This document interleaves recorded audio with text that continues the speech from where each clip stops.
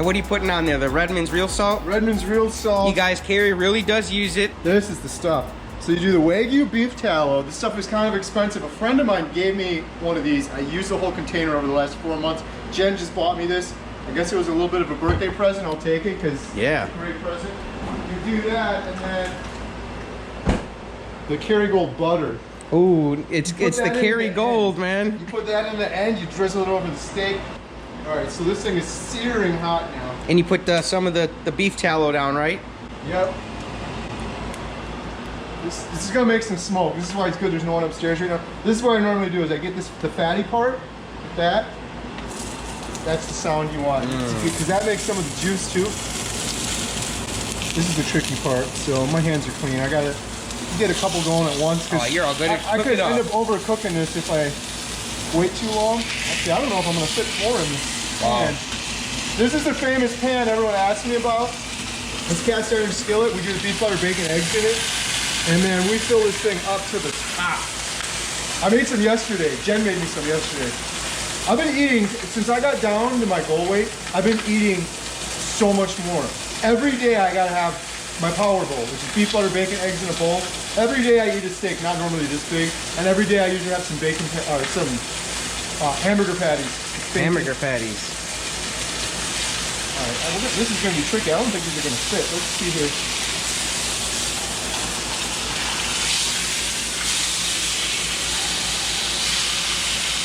So it's mostly cooked. Ooh. Oh yeah, look at that. Wow. Now the tricky part is not burning it, but also letting it stay because it doesn't have crust on it. It's like a fine line. Yeah, shout out to Shane and Amy, man, cooking all that meat blind. It's amazing. He says they used the smell test. This is the best. You guys ever get this stuff? Kind of ridiculous. She just got it this week. Yeah, actually, yeah. I was gonna say, I think she just got it this week. It's when I don't get enough fat, I will put that on the steak. Like these ribeyes got a lot of fat. You can see that for sure. But sometimes I just get a taste for sirloin or like a New York strip or a tenderloin. No fat in it though, so I'm almost at the point. My friend Sean, Intentional Carnivore, shout out. He would slice the butter and almost every bite, piece of butter, piece of butter, piece of butter. Because he's like, I feel so much better when I'm getting that fat. It's true. It's hard to get enough unless you eat ribeyes all the time. Absolutely. Yeah, Sean, I got you coming up on September 19th. I'm looking forward to it. I already told him in the email, I said, dude, I like how he was writing things down, like good info and stuff. I was like, man, you're my type of guy, you know, like I like people who seek good knowledge, you know? He was one of the first people I talked to. I had him on my channel, and part of the reason I'm doing a documentary is probably because of him, most definitely. Because he fired me up so much, and I was like, this guy is a legend. 250 pounds in 1 year. I was gonna say in a year, right? In a year, but he didn't even care about the weight, and he honestly didn't care about the weight. He was hopeless and so depressed and so anxious. For him to get up off that couch and do carnivore just from being depressed and anxious, let alone being hundreds of pounds overweight, is amazing. And he did it, and he's just killing it. And since that time, he's lost even more weight. Yeah, and he's interviewing people like every day. He's had Dr. Barry on his channel. He's got all the big guys on his channel. But he's inspiring so many people, and he's just so motivational.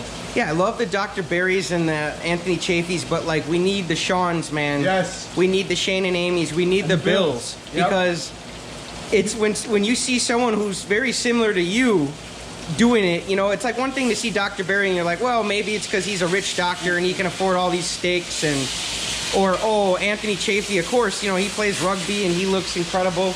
No, we can all do it. And shout out to Dr. Barry and Chaffee too. Not getting on you guys, but it's just nice seeing regular people. I feel like it hypes me up even more. So chatting with carnivores is really taken off, man. It's amazing. And it's so fun. I'm getting to learn all this different stuff from carnivores, and everybody's got their own angle. Like the Ketoing Viking, she researches what the Vikings ate for their carnivore meals. Right. I mean, everybody's got their own angle. It's amazing. It's usually one of the girls who are it. I think we're done. Wow. If we're not, then we'll throw them back on. You guys, this is the next segment. It's called Kerry's Kitchen. Right. Oh, I've been looking forward to this. I hope these things are good. Wow, you guys, look at this. So now we gotta let them rest. Just a little power tip. They're dead already. If you put these on a rack, that's the way to go. Because when you put them on here, they don't rest as well on the bottom because all that heat pools on the bottom and stuff drips out. But I think Emma. I feel this way it keeps in the juices though. Yeah. None of my juices drip through the rack. So here's the power move at the end. Well, we can do this on the plate too as I burn myself. But that's the beef tallow and butter. It just makes for a good video too, seeing the sizzling. It does. Dude, and shout out to Bill, man. He made that bacon burger with one hand. Yeah. Seriously. You guys, the Netflix camera even has like ribeye juice on it. That's how carnivore Kerry is, man. That might be from Alaska still when we get him over the fire. That was such a great shot, man. I'm telling you. You guys aren't even ready for this documentary. Here we are with the slow motion shot. Oh yeah, get the slow-mo. Sizzle. We went kayaking there and saw like 1,000,000 butterflies. Yes, guys, carnivores do enjoy butterflies. Here, I should probably show this thing too. I don't know. I'm gonna get screamed at for how I'm doing this. Lots of dishes in the sink, but cast iron skillet, you gotta clean it off right away, and you gotta do hot water while it's hot, and if you put some soap in there too, it really helps. That's a great carnivore cooking tip. And it's a good thing to do because you gotta let those steaks rest. A lot of people just want to cut into them and then all the juices come out. You let them rest for like 10 minutes, it's way better. Ooh, that's a juice tip there. It's a hard thing to do to wait too when you're smelling those. Yeah, yep. So these are gonna be a little bit more. Normally I like them a little more medium, but what are you gonna do? They look fantastic, Kerry. You're gonna be a little bit over, but all right, we're gonna get some sizzle now. I don't want to waste my redness. Use this stuff. All right, here we go.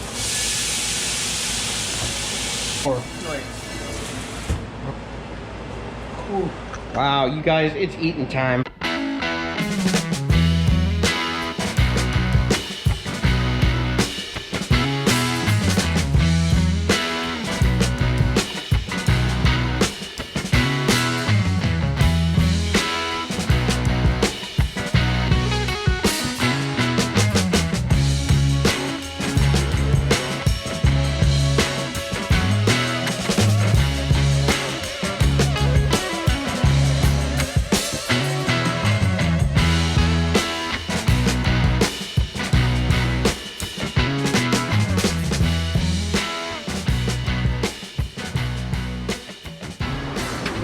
You gotta say hello, just in case there's a ghost. Okay.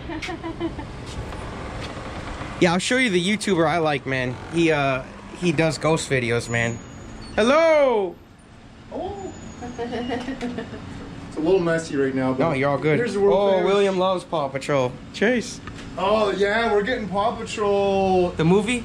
Yeah, we got The Hill this weekend, and then for the 24-hour live stream, we're doing throwback Tom Hanks movie, Apollo 13, Forrest Gump, and A Man Called Otto. Oh, you got your Back to the Future? Yeah. So then after that is Paw Patrol. I think we have it for 2 weeks. Oh, babe, you haven't seen this yet. You got to see Forrest Gump. My wife has not seen Forrest Gump, just like I haven't seen Star Wars. Yeah. I haven't. I'm not going to see that because that movie is going to be on the 16th of September, 24-hour live stream. Which one? This one? Forrest Gump. Oh. Yeah. Well, you've seen it already, right? Yeah. Yeah, so I'm not missing one. Yeah, I love the koozies. I make koozies too, like Jen.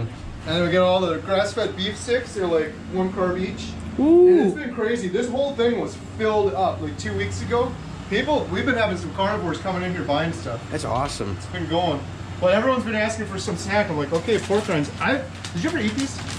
No, we had a different brand. I've never eaten pork rinds at all, ever. Any kind. I tried them for the first time like a week and a half ago. I'd never had them. How were any good or? It was okay. They're okay. Then we had the butter flavored ones. These are just pork rinds and salt. There's nothing added. So I haven't tried these yet, but I probably will. But yeah, let me see. I gotta turn some lights on. I like that little puppet doll there. Mm-hmm. That's cool. Yeah, I watched you do so many of your theater videos. It's nice to finally be in here. This is just kind of cool. This is this building that we're in right now. It goes back to 1859, before Lincoln was president. This building was here. Wow. This was in 1914. I always show people this is kind of cool because these doors, that was actually right here. This was the door. They added on this extra part later on. Actually, it's hard to see here, but this part just jutted out. You know in the old movies you'd see you'd walk up to the box office, you could come from this side or that side. That's what this was. And then later they added this whole front part on here. And that's our popcorn window, which is a big part of the business actually. Yeah. So we'll do a movie and people will just be coming up during the movie the whole time buying popcorn to go out of the window. One of the things that sold me on the theater was this location. You know, they always say location, location, location. It's the best location in Montello. That quick trip, everybody goes to it. All the traffic goes past here. So Saturday night, Friday night, we get a lot of people coming up to buy popcorn from the window. That's how Thiensville is. We're right on Main Street. Yeah. So she tells me I'm always people watching out the window. I'm like, because the whole town is right in front of me. Right. So here's the theater itself. Ooh. 150 seats. Bro. It's cool. I always show people. Bro, this is sick.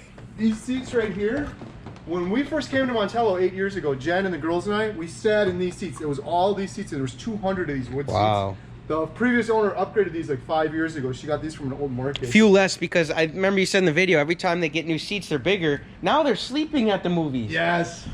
Like, come on, go home and sleep. You came here, you spent $40 on a movie to sleep. Yeah. Really? Not here though. But yeah, so we went from 200 wood seats to 150 right now of these seats. Wow, I love how the lights go like that. Either that or there's ghosts walking around. Those lights go back to, I think, the 60s.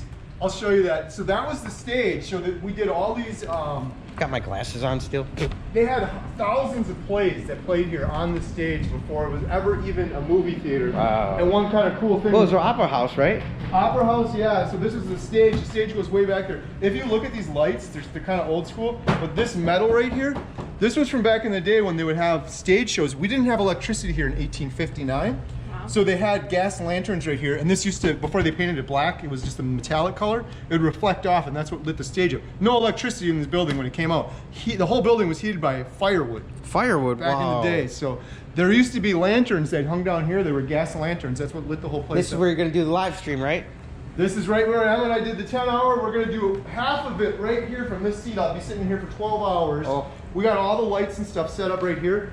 But then the movie starts. People start coming in, so we got to get out of the girls. Jen and the girls are coming and break down all our How you lights. going to do the other half? Downstairs. Oh. I can show you Yeah, that show me next. that too. Yeah, here, I'll show you back here real quick. It's kind of messy. Probably very messy.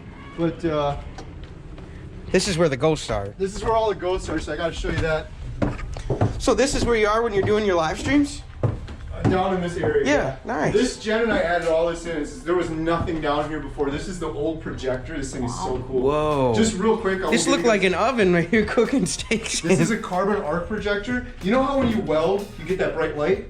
That's what this was back in the day. This is like earliest projector they had. This is a mirror. These two rods, they would put an incredible amount of electricity through it. And it would make an arc like lightning. Lit up, it would shine off of here. This whole thing is a light bulb. The light bulb we have now is this big. Back in the day, that was the light bulb. And it's like you said, it looks like a stove. There's a chimney on the top here. It's 6-inch It gets so hot. Put the heat up. And we had two of these running simultaneously. Oh, is this an old photo? Yes. Of the stage? That's the door I was telling you about. Oh, I see the piano. And see the door? That's the door, that's the piano. And those are the chairs. So right now we got. Is this the basement door we just came down? Yes. Yep. It's the layout's a little different. It gets kind of confusing, but those wood chairs at one time she had 500 of those chairs upstairs. Does that say 1910? Yes. Wow. And even here, these are the gas lanterns. So right now we have those ceiling fans, but those were the lanterns. Gas lanterns, and look, on the stage before the theater, it had the like a piano and some chairs and stuff. Look at all the chairs on the side of the wall too. All in front of the stage. With the fire department. She had 500 seats in here. She'd block all the aisles to fit every single person in she could, just to try to make some more money. These things are cool too. The previous owner gave me this. This is from 1902. These were the books. So it's like, oh, we had roller skating and the whole movie theater that night made $3. Or we did basketball. They did wrestling matches, basketball up there, everything. Every school graduation in Montello happened here. So there's lots of graduation ceremony, commencement speeches, and things like that. Keep it going. That's the piano. 1889, Jen and I did all this research, so we found Dodge has purchased a fine upright conservatory piano in 1889. It was in the newspaper. Then we've actually. That's the found an piano up article. there? That's the one, yeah. Yeah, I'm trying to see if that piano is haunted, man. We start hearing it play. What happened here? Oh, yeah, you got her man right here, man. Yes. So we added all of this. So this is cool, like the stuff that you're giving me, which is awesome. A lot of that we're gonna end up putting down here. Cool. Darth Vader's going upstairs though, for sure, by the door.